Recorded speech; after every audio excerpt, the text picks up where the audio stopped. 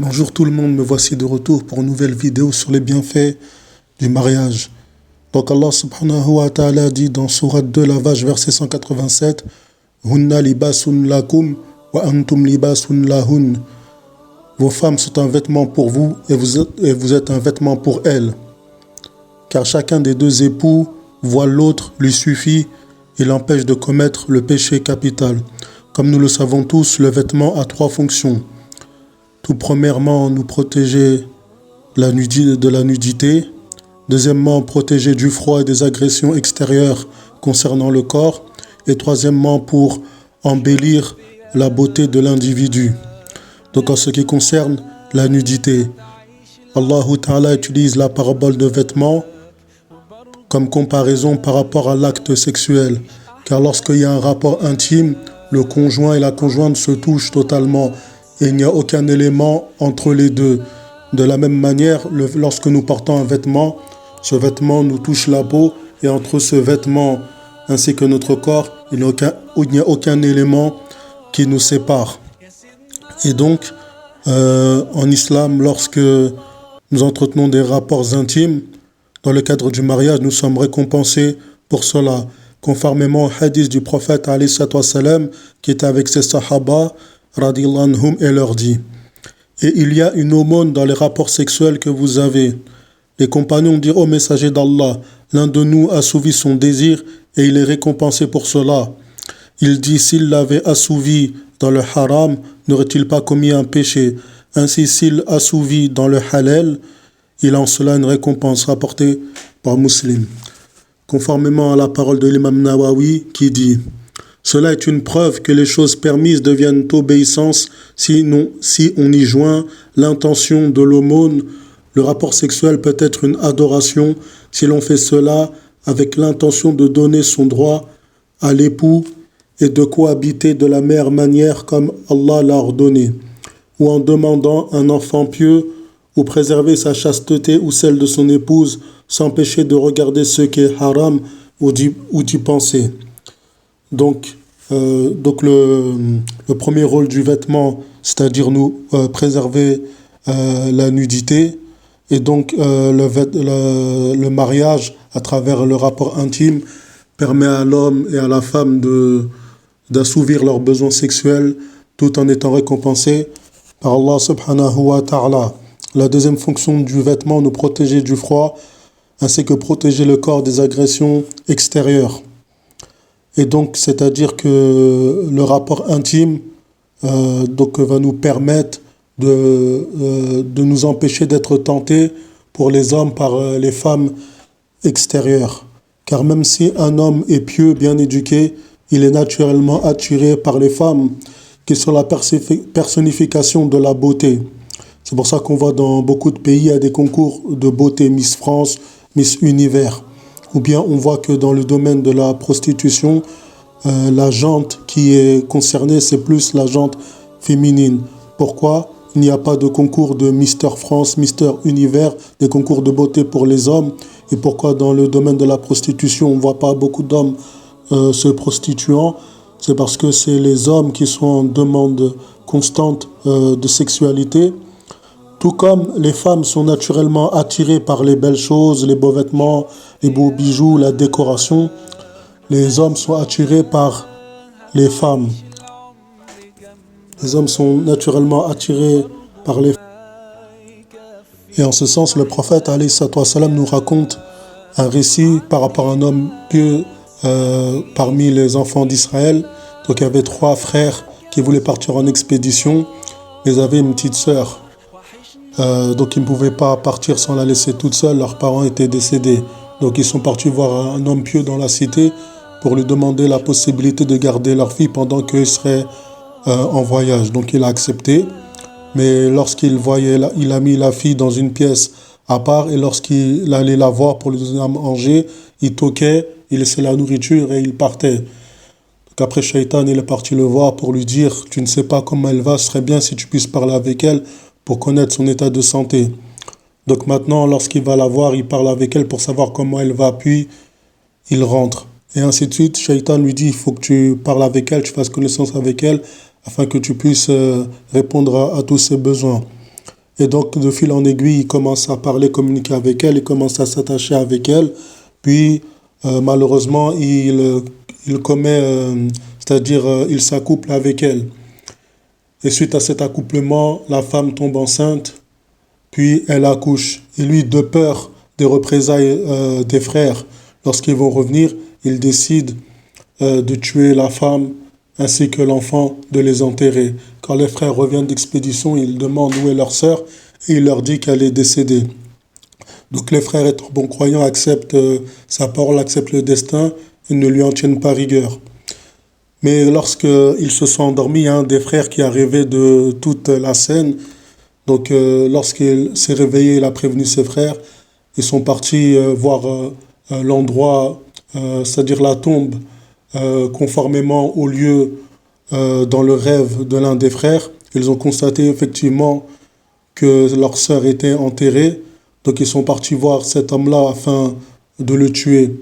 Et donc là, ils l'ont attaché pour le tuer. Et lorsqu'il était sur le point de mourir, Shaitan qui est venu le voir pour lui dire que c'est lui qui l'a amené à faire tout cela et qu'il n'a plus d'échappatoire. S'il veut sortir de cette situation, il faut que se prosterne devant lui. Donc lui, il a incliné sa tête par signe de soumission à Shaitan. Et donc on voit que cet homme qui a été pieux, il est tombé dans la fornication, puis dans le meurtre et dans l'association. Donc on voit que même si c'était un homme pieux, il n'a pas pu résister au charme féminin. Et donc aussi, toujours dans ce sens, il y a un shir qui racontait, c'est-à-dire il est consultant, il est conseiller pour des couples, il y a plusieurs couples qui viennent le voir lorsqu'ils ont des difficultés, lorsqu'ils pensent au mariage, et il nous a raconté plusieurs histoires, dont une sœur qui est partie le voir, se plaindre pour lui dire que son mari l'a trompé avec sa propre sœur.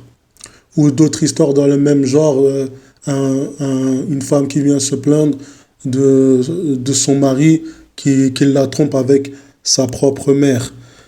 Donc on voit que l'homme est attiré par les femmes et donc sa femme est une protection par rapport à la tentation des autres femmes, comme le vêtement protège le corps des agressions extérieures.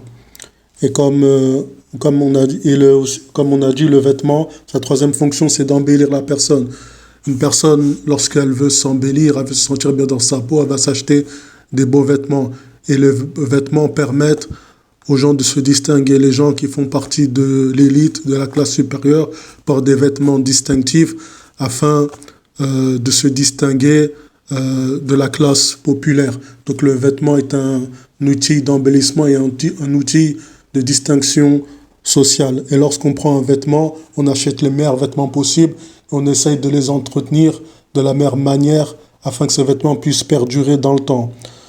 Donc la femme va venir embellir notre vie en nous apportant de l'amour, en nous protégeant de la solitude, en nous accordant du respect, de la considération, une raison de vivre. Elle va nous apporter de la joie, ce sera une source de paix, un havre de paix. Mais afin que nous puissions bénéficier des avantages maritaux, de la bonne compagnie de la femme, il faut, comme on choisit un vêtement de qualité, il faut bien choisir son épouse. C'est pour ça que le prophète, alayhi salam, il dit dans le sens, la vie est jouissance et la mère de ses jouissances est la femme vertueuse, rapportée par Muslim.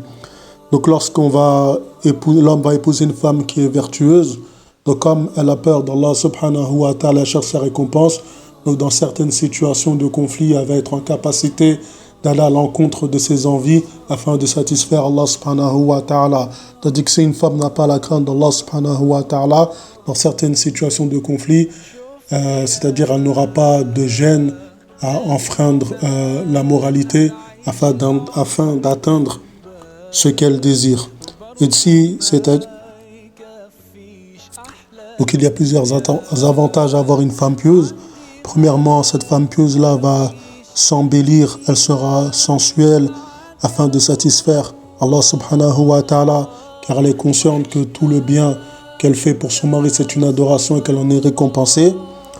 Deuxièmement, c'est-à-dire elle va faire en sorte que la maison soit toujours propre afin que son mari puisse vivre dans un havre de paix, comme s'il était dans un palais, un château, même s'ils ne sont pas dans un château réel, le fait qu'ils soient dans cette bonne ambiance va lui donner les mêmes sensations. Et donc, troisièmement, cette femme-là va bien s'occuper, va bien éduquer les enfants. Les enfants seront toujours propres, présentables, ils seront bien éduqués. Quatrièmement, cette femme-là va inciter son mari à la piété filiale, à aller visiter ses parents, à faire du bien autour de lui, à dépenser dans le bien, à faire l'aumône, à faire le bien autour de lui. Et dernièrement, même si cette femme-là, elle est plus intelligente, plus riche que son mari, elle va faire en sorte de ne jamais lui faire ressentir. C'est le cas de Khadija radhiyallahu anha, qui était riche, qui était belle, mais malgré cela, elle n'a jamais fait ressentir au prophète alayhi salatu wassalam qu'elle était plus riche que lui. Dans plusieurs situations, Khadija radhiyallahu anha a aidé le prophète alayhi salatu wassalam financièrement, psychologiquement, émotionnellement, mais elle ne lui a jamais fait ressentir sa supériorité parce qu'elle avait la crainte d'Allah subhanahu wa ta'ala. Donc, Allah subhanahu wa ta'ala, il continue en disant, donc premièrement, les femmes sont un vêtement pour vous, et après, Allah ta'ala, il dit, et vous, vous êtes un vêtement pour elles. Donc, c'est-à-dire, comme nous le savons tous, les femmes sont caractérisées par le phénomène de l'hypergamie, c'est-à-dire que la femme va rechercher un homme qui a la capacité de répondre à ses besoins physiologiques. Donc aussi, la femme doit rechercher un homme pieux, conformément à la parole du prophète alayhi salatu wassalam, le croyant qui est à la fois la plus parfaite est celui qui a le meilleur comportement, et les mères d'entre vous sont les mères avec leurs femmes. Donc le croyant qui a la crainte d'Allah subhanahu wa ta'ala, il va chercher à satisfaire sa femme pour le visage d'Allah tabaraka wa ta'ala, donc il répondra à tous les besoins de son épouse, que ce soit sexuel, affectif, financier ainsi que spirituel. Et donc, l'homme pieux, qu'est-ce qu'il va faire avec sa femme? Premièrement, il va patienter, fermer les yeux sur les défauts de sa femme, car il sait qu'Allah subhanahu wa ta'ala, c'est lui le seul qui est parfait. Deuxièmement, il va féliciter sa femme par ses défauts. Par exemple, si sa femme, elle est toujours grincheuse, elle crie tout le temps, il va lui dire pour lui faire plaisir, quand tu cries, quand tu es en colère, tu es encore plus ravissante. Troisièmement, il va essayer de combler ses manquements. C'est-à-dire si la vaisselle n'est pas faite, la maison est sale, il manque des aliments, ou la femme est fatiguée, lui-même il va faire la vaisselle, il va faire à manger, ou bien acheter de la nourriture pour faire plaisir à sa femme. Aussi, il répondra aux besoins de sa femme avant qu'elle ne les manifeste. S'il sait que sa femme aime telle ou telle chose, il va essayer de lui procurer avant même qu'elle ne lui demande.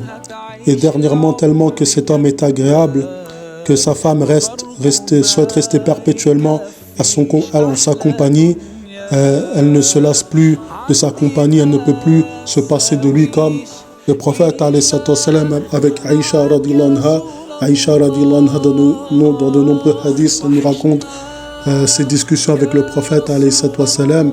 Elle aimait sa compagnie, elle souhaitait rester le plus longtemps possible, profiter le plus longtemps possible de sa compagnie. Donc j'espère que ces conseils vous ont été profitables. Prenez soin de vous. À plus tard.